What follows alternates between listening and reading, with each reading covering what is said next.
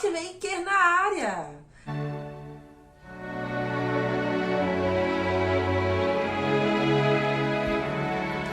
Aqui é a Nath e hoje a gente vai de biografia.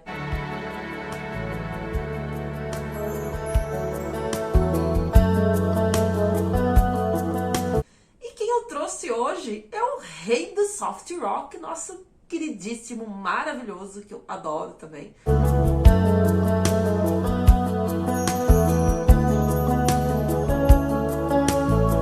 Que é o Christopher Cross.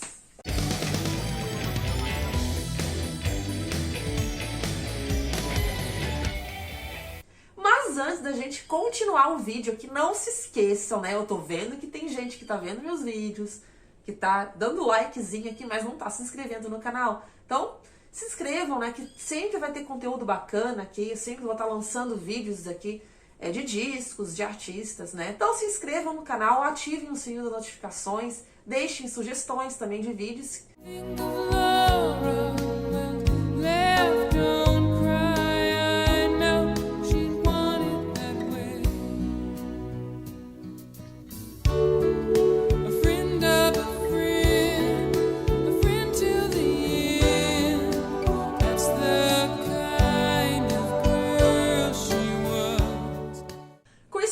Charles Garpert, né? Ele nasceu ali, mais conhecido, né, como Christopher Cross.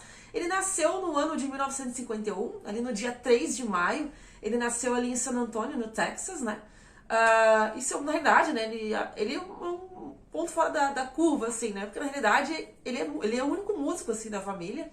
E o pai dele era médico pediatra. Inclusive, eles moraram no Japão uma época. Ele morou lá quando ele tinha seus 4, 5 anos. Depois ele voltou. E eles voltaram, né, e foram morar em Washington, né, nos Estados Unidos também. E seu contato com a música, né, vem inclusive através do próprio pai dele, né, apesar do pai dele não ter seguido a área da música, o pai dele ele tocou em algumas bandas de jazz, assim, locais, na época que ele estava acho que no ensino médio, alguma coisa assim, na faculdade. E ele cresceu ouvindo, tipo, Buddy Holly, Allman Brothers, né, ele cresceu ouvindo esses clássicos, né. E quando ele tinha 10 anos de idade, ele pediu uma bateria pro pai dele. Então, tipo, olha que diferente, né? A gente conhece Christopher Cross tocando guitarra, violão, mas ele começou na bateria. E ele tocava bateria, tocava surf music. Olha que diferente, né? Passou a adolescência ele tocando mais esse tipo de som, né? Bem diferente do que a gente conhece dele, né? E também nessa mesma época, ali mais ou menos na adolescência, ali, ele começou a compor suas primeiras canções, assim. Ele conta, assim, que não foi nada, assim, tipo, sabe? Coisas bem simples, assim, coisas bem básicas. Mas foi ali com 16 anos que ele largou a bateria e resolveu ir pro violão, né?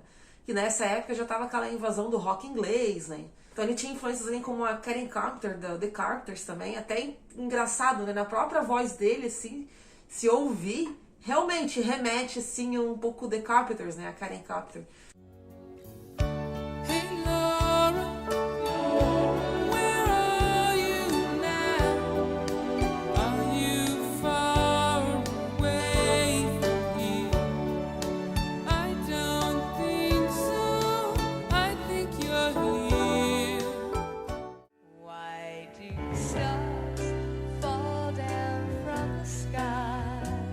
Every time you walk by, just like me, they long to be close to you.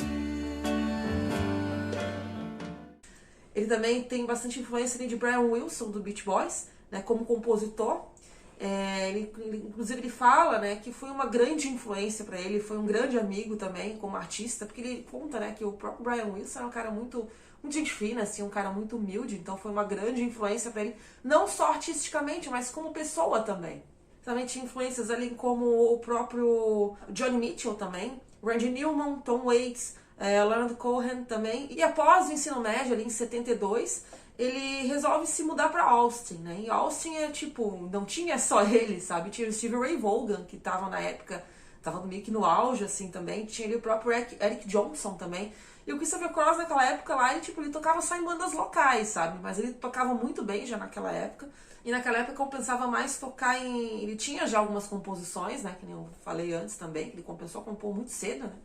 Mas ele fala que, tipo, não compensava muito na época, sabe? Ele tocava, quando ele tocava em vários locais, assim, pra tocar seus sons autorais, tipo, eram, tipo, meia dúzia de gato pingado, assim, sabe?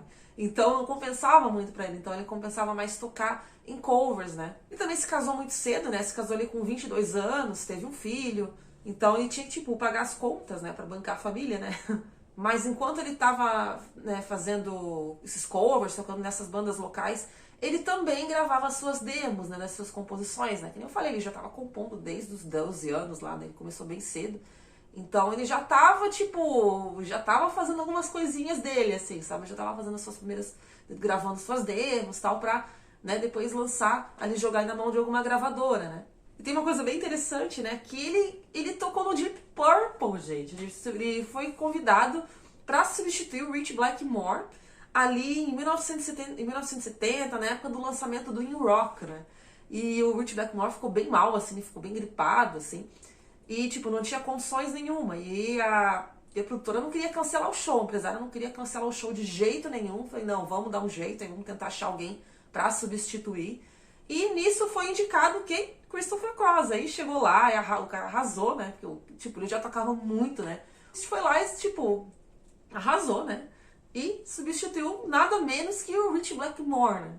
E naquela época, na realidade, ele tava tocando uma banda de rock pesado, entre aspas, né? Que eram, tipo, eram músicas assim, tipo, na linha do Led Zeppelin, eles tocavam Led Zeppelin, sabe? Essa linha mais do classic rock, assim, que é considerado pesado, vamos dizer assim.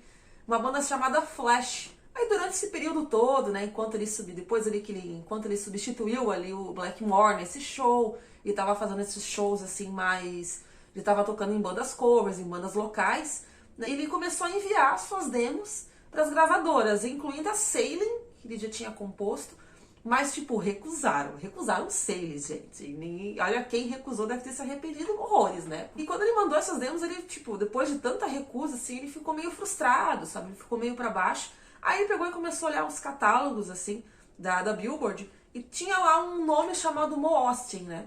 Que é o cara da gravadora da Warner, né? E o Christopher Cross sabia que, tipo, seria impossível chegar no cara, porque o cara era um grandão lá dentro, né? Mas aí ele viu um segundo nome na lista que se chamava David Burson, que era o assistente ali do Mo Ostin. Então daí ele pensou, pô, se eu não consigo chegar no cara, vamos tentar chegar num pequeno primeiro, né? Pra chegar depois no grandão, né? Mais ou menos assim. Daí ele tentou ali e entrou em contato ali com o David Burson. Aí ele pegou e mandou a demo pra ele, tipo, o David Burson não era um cara, assim, entendido de música, assim. Ele era mais como se fosse um assistente ali do próprio Mo Ostin, né? Mas era o que tinha pra hoje, né? Então ele arriscou, né? O cara tinha acesso aos grandes executivos, né? Tinha acesso aos grandão ali da Warner, né? Que era onde ele tava mirando, né?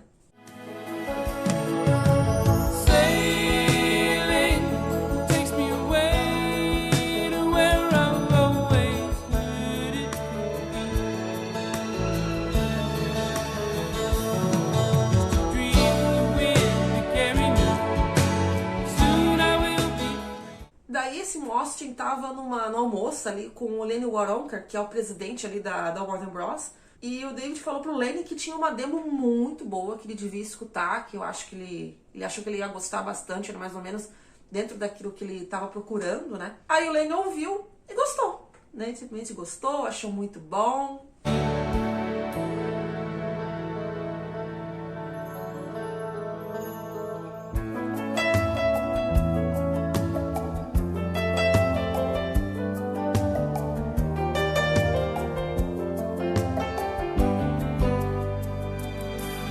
Aí então, né, o Christopher recebeu ali a ligação da Warner, né, falando que, tipo, queria ver ele cantando, né, queria ver ele se apresentando, né, pra ver, tipo, se realmente o cara era bom mesmo, né, que tinha conhecido só pelas gravações e tal. E o primeiro contato que eles viram, assim, tipo assim, eles viram que a voz do Christopher Cross era bem radiofônica, assim, ela tinha uma tendência, assim, era vendável, vamos dizer assim, mas eles não tinham muita segurança nas composições do Christopher Cross. Olha que absurdo, gente. Tipo, eles não estavam muito seguros com as composições dele, sabe? Achavam que, tipo, ele podia cantar, mas tinham que fazer outras composições. Tipo, eles iriam assinar com Christopher Cross, mas na condição que ele não cantasse as músicas. Aí no fim, assim, ele entrou ali pra Warner, apesar de ter ficado um pouco frustrado com isso, ele tava ao mesmo tempo que tava entusiasmado, assim, putz, ele conseguiu um contrato, né, com Warner e tal. E daí, mas aí conversa vai, conversa vem lá dentro, uma influência de um produtor lá pegou e falou, não, vamos dar um voto de confiança pro Christopher lá e vamos deixar ele colocar as músicas dele, né? E no fim lá deu certo, mudou tudo. Ainda bem, né, porque deu muito certo, né? E aí o Christopher pôde, né, jogar ali as suas composições. Então, em 79, né, saiu auto-intitulado, né, o álbum Christopher Cross, o classicaço dele, né. Eu digo que esse álbum de 79 é o álbum que definiu pra mim o estilo soft rock. Ai, o álbum, né, gente? Eu sempre esqueço, né? Peraí, vou pegar. E aqui sai em 79 esse discaço, que classicaço, que ele é bom do início ao fim.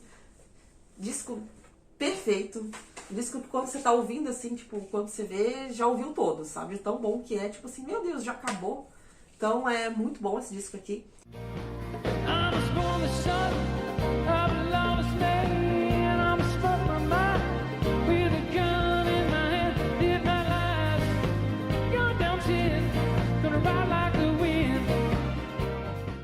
Mas na realidade esse álbum ele foi gravado ali em dezembro de 79, mas ele só foi sair mesmo, ele só foi lançado ali em 1980, por causa de uns contratempos que teve ali, justamente até porque essa coisa, né, de vai ter a composição do Christopher, não vai ter, ou vai ter ou não vai ter, ficou aquele impasse, né? Então meio que atrasou um pouco também, acho que deve ter sido mais outras coisas também, mas esse foi um dos pontos, assim, que deu um pouco de atraso, assim, pra lançar o álbum.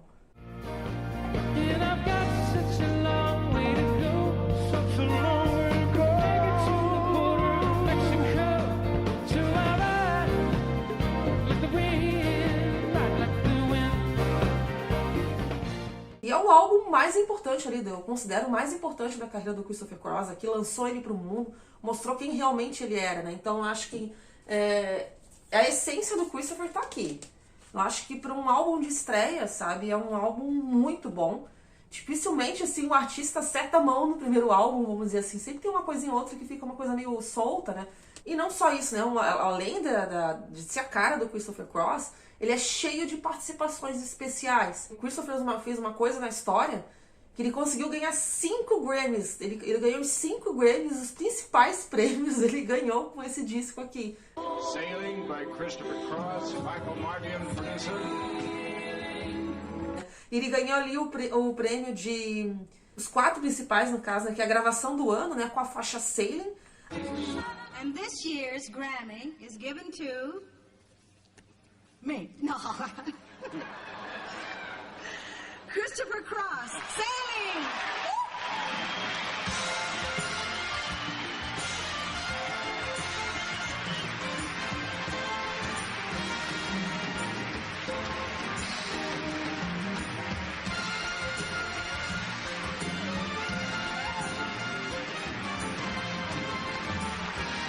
Álbum do ano, canção do ano, também com a Sailing, e melhor artista. Então, tipo assim, o cara pegou tudo, né? Que tinha de melhores prêmios ali do Grammy.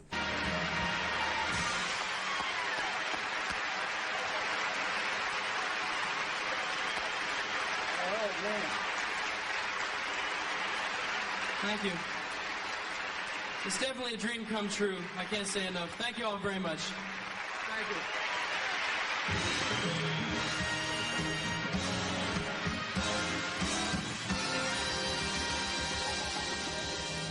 Então vamos falar um pouquinho do álbum também, né? Não vou contar todos os detalhes, que eu vou fazer um review. Aliás, quem já chegou até aqui no vídeo, escreve aqui se alguém quer um review especial pra falar desse disco aqui, que eu acho que merece, né, uma atençãozinha, né? Quem quiser, né, quem já chegou até aqui, escreve aqui, eu quero um review do álbum de 79 do Christopher Cross, que a gente vai lá e faz, tá? Então, como eu tava falando, né, nesse álbum ele é cheio, além de ter a cara do Christopher Cross, ser um descasso, ele é cheio de participação especial. A gente tem ali, por exemplo, o Lenny Castro, né? Lenny Castro, percussionista, que já tocou no Toto, tocou com muita gente. A gente tem também o Eric Johnson, o Michael Matian também, que tocou os teclados, né? O cara também tocou com muita gente importante. O Don Halen também, o McDonald também tocou nesse álbum.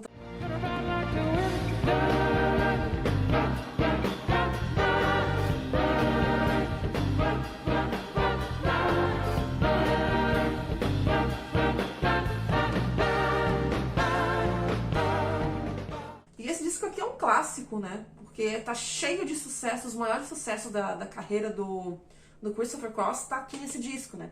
A gente tem ali a Say You'll Be Mine, né? Que também virou single, inclusive. Tem a Never Be The Same, que é bem conhecida. Run Like The Wind, né? Que é famosíssima. Até tem um cover do Saxon também, que fez um cover dessa música, mas eu gosto do original. Então, tem também a Sailing, né? Classicaça dele. E o Christopher decolou, né? Com esse disco aqui foi o que lançou ele, assim, e a carreira do Christopher fez isso aqui, né? Subiu.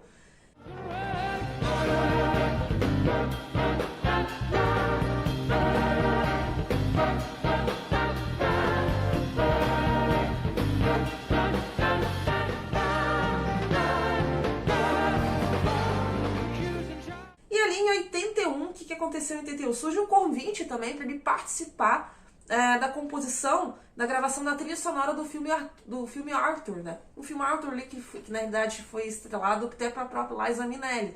E ali ele gravou a faixa Best That I Can Do.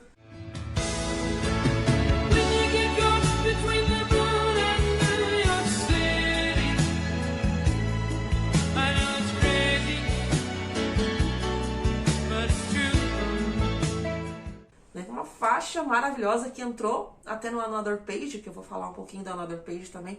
E é uma curiosidade que essa faixa ela entrou no Another Page, não na versão vinil, ela entrou só na versão do fita cassete.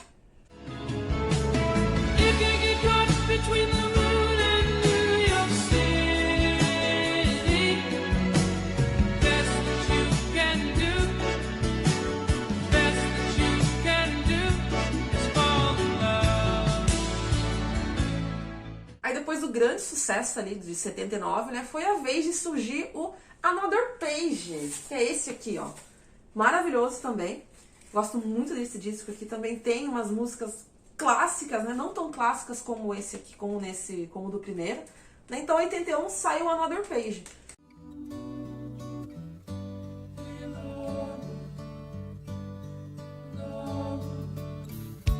Every once in a while I'd see her smile. She turned my day around. A girl with those eyes could stare through the lies and see what your heart was saying. A gente tem a linha Think of Laura. Não foi um sucesso de vendas, assim como foi o primeiro. Infelizmente, é um disco que ele foi meio mal, assim, comercialmente, assim, não foi lá aquelas coisas, mas eu não sei, eu acho um dos melhores álbuns do Christopher Cross. Think of Laura, but left, don't cry. I know she wanted that way. Hey, when you think of Laura, but left, don't cry. I know she wanted that way. Depois do primeiro, eu acho que o primeiro é imbatível, né? Mas eu considero ele o segundo melhor álbum do Christopher Cross. A friend of a friend till the end. E também tá cheio de participações especiais, inclusive quem tá nesse disco, eu acho que é um dos caras que eu mais falo aqui nos meus vídeos, que é o Steve Lukather, né? O Steve Lukather, ele participou nas gravações de guitarra também, na faixa Alright. Infelizmente, um álbum que foi considerado um desastre de vendas, mas eu acho um disco super subestimado. We're on our way.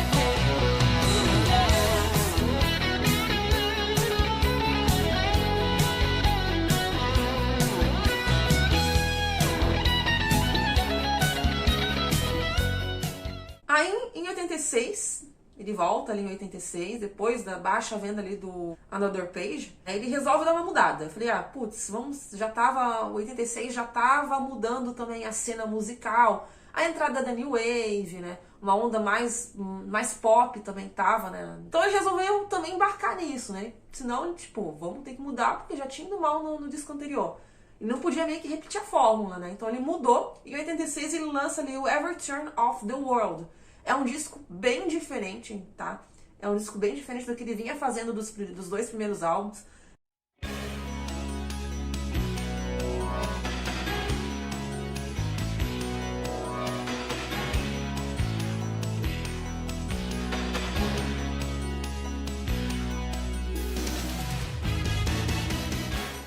mas eu gosto bastante também desse disco. Ele tem uma linha um pouco mais pesada, entre aspas.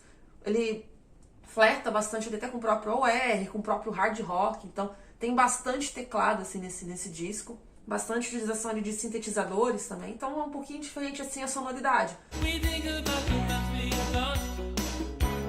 Will it come again? We think of all the things we want. We ever win. We listen to the voice of children. Will they find a way? Keep an open heart. The answer to it all. So wish away.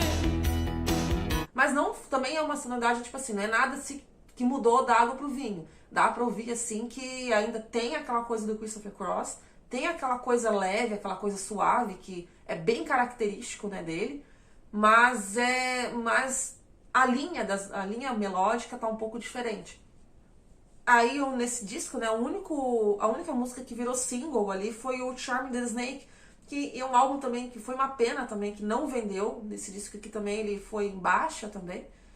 More because after I went touring on the road after Another Page, many people saw me playing guitar, and I think they expected me to just be singing or just, you know, strumming. And I play all my own guitar, and so people were saying, hey, you know, that's a nice thing. Maybe you should, you know, Right. expose that more. So Aí nesse disco, o Every Turn of the World, a gente tem a participação nos backing vocals do Richard Marx. Eu acho que acho que casou muito bem se chamar ele, porque é um álbum também que é bem a cara do Richard Marx, eu acho. Never let the tears you cry blind you to the dream that's waiting to find you. 'Cause there's one more chance with every turn of the world. Is it gold, glory, taste of freedom, or the strong one touch of the body? There are all these things with every turn of the world. E além das músicas, né, que tá diferente também a timbragem e tudo, a gente percebe ali até pela capa. A capa tá totalmente diferente, né, do que ele vinha fazendo, né? Então, até a capa, se vocês notarem, tá diferente, tá essa coisa mais futurística, né? Uma coisa mais moderna, né? E foi a primeira vez que ele colocou o álbum sem colocar o desenho do Flamengo, né? E sobre o Flamengo, então, Flamengo sem dúvida, né? A marca registrada do Christopher Cross, todo mundo fala, você... Nossa, aquele artista lá daquele cantor do Flamengo, do Flamengo, do Flamengo. É, ele mesmo. Mas eu andei pesquisando assim o porquê do Flamengo, né? Ele conta numa entrevista que o Flamengo é um símbolo é uma imagem, é uma marca, né? Que transmite renovação e boa sorte. Então, acho que o Flamengo realmente representa bem ele, assim. Além de o Flamengo ter aquela coisa, né? A imagem do próprio Flamengo, se você olhar assim, aquela coisa meio refinada, né?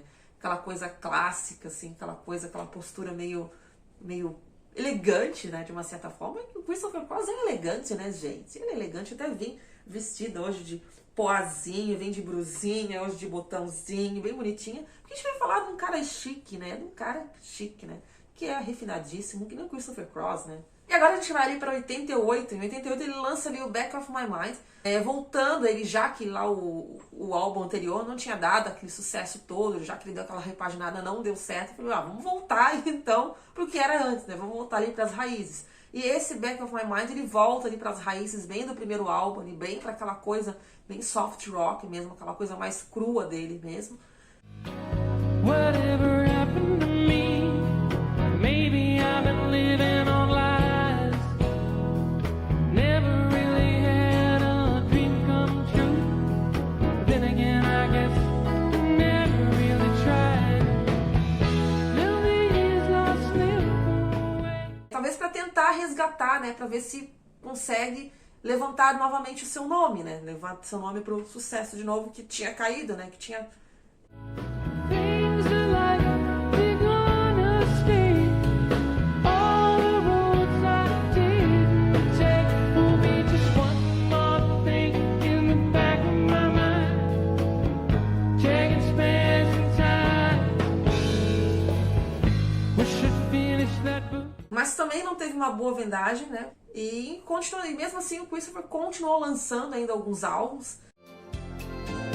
One is to be home onto a place where we can find uma ressalva para esse álbum que foi citado ali, que é o Secret Leather, que tem a faixa With Me Now. Eu acho uma das faixas mais bonitas da carreira dele também.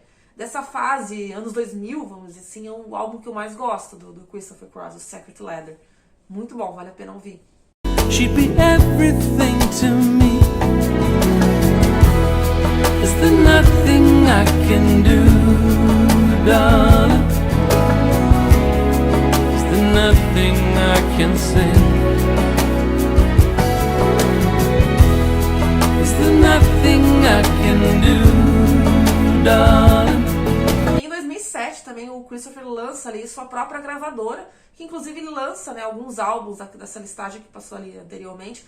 Alguns desses álbuns ele lançou dentro dessa gravadora dele. Mas ele tem essa cara de data de validade, assim, de um cara que teve um sucesso muito grande ali com o primeiro álbum, depois infelizmente foi decaindo. Não é demérito dele, não digo que foi porque ele é um artista ruim, tá? Porque a cena musical, né? A gente tem que entender que anos 80, né? Anos 80 tinha muita coisa surgindo, muita banda nova. Ele teve que encarar ali a entrada de novos gêneros musicais, como New Wave. O pop estava em transição, era uma bolha de muita coisa, era muita informação surgindo, era muita coisa nova surgindo, muito artista surgindo. Então, tipo, muita gente ficou para trás. E mesmo assim, ele tendo em baixa, ele não largou o osso, né? Ele continuou lançando coisas por aí, ele continuou, né, batalhando. Então, é que nem eu falei, né? Infelizmente, a cena musical ela acabou sendo ingrata, às vezes, com alguns artistas que tinham, pra mim, um potencial elevadíssimo, assim, pra se dar bem comercialmente sempre, né? E agora vocês devem estar se perguntando, né? Por onde anda o Christopher Cross? Em 2020, né, ele lançou ali um box chamado Christopher Cross The Complete Work, em comemoração ali aos 40 anos, desde o surgimento ali do primeiro álbum dele. É uma coletânea que ele coloca os grandes sucessos dele, incluindo ele Sailing, Run Like the Wind, né, todos os sucessos dele tá nesse box. Ele ia excursionar, ele ia fazer a tour, né, desse show, mas aí por causa da pandemia, né, do Covid-19, teve que ser adiada a turnê. E até ele ficou muito mal de saúde por causa do Covid. Ele acabou contraindo Covid, ele e a namorada dele na época, né? Ele ficou bem mal. Ele fez a quarentena tudo certinho, se medicou. E quando ele achou que ele tava melhorando, ele tava voltando do shopping, assim, tinha voltado de uma caminhada e tal. Aí, isso depois de, tipo assim, ele já ter se recuperado bem, assim, sabe, do Covid e tudo. E ele falou que de repente não sentia mais suas pernas, assim, sabe? Não conseguia andar, não conseguia mexer. Ele achou estranho, aí ele foi pro hospital. Ele foi diagnosticado com uma síndrome chamada Guillain-Barré, uma coisa assim, não sei se é assim que se pronuncia. É uma síndrome bem rara que ataca o sistema imunológico, que ataca os nervos. Então, tipo assim, ele não sentia mais as pernas, o braço também, as mãos, e putz, ele tocava guitarra, né? E ele ficou muito tempo sem tocar, inclusive. Ele não conseguia movimentar as mãos, ele ficou muito tempo na cadeira de roda até se recuperar. Aí ele foi se recuperando, ele achou que ele não ia sair dessa, ele ficou bem mal, assim. E ele achou que ele nunca mais ia conseguir voltar a tocar, não ia conseguir voltar a fazer shows, nada. Aí ele falou que ele teve muita fé, assim, sabe? Ele conseguiu se recuperar. Aí aos poucos ele foi melhorando, ele saiu da cadeira de rodas. Mas hoje em dia, se vocês olharem os vídeos dele, ele anda com uma bengala, né? Porque ele atingiu os movimentos dele, não recuperou 100%, né? Ele voltou a tocar guitarra também, mas ele conta que ele tá um pouco ainda, ele ainda tem as consequências, ele não se recuperou 100%. Ele tá tomando medicamento, esse medicamento acabou afetando um pouco a memória, ele falou algumas coisas da memória, assim, da fala também. Mas assim, nada que, até fui ver uns vídeos dele mais atuais, nada assim que você diz assim, tipo assim, putz, o cara tá bem mal. Não, sabe, ele tá se recuperando, mas com suas limitações.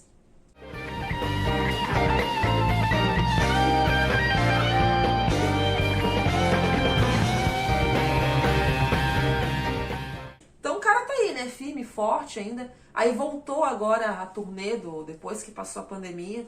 Ele tá excursionando, tá em turnê pra divulgar, né, esse box dele de 40 anos lá do lançamento ali do primeiro álbum dele, né, o classicaço dele. Então, vida longa, né, Christopher Cross.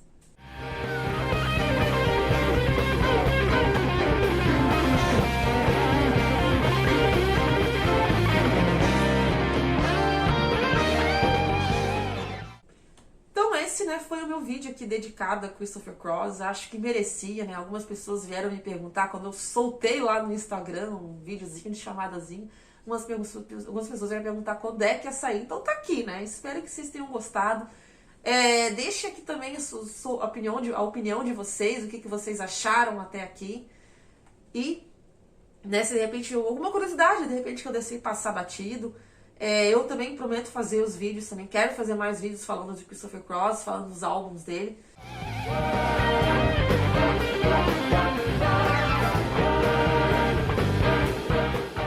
E espero que tenham gostado, né? E fiquem ligados, né, que vem mais coisa bacana aqui no Rockmaker Channel, tá certo?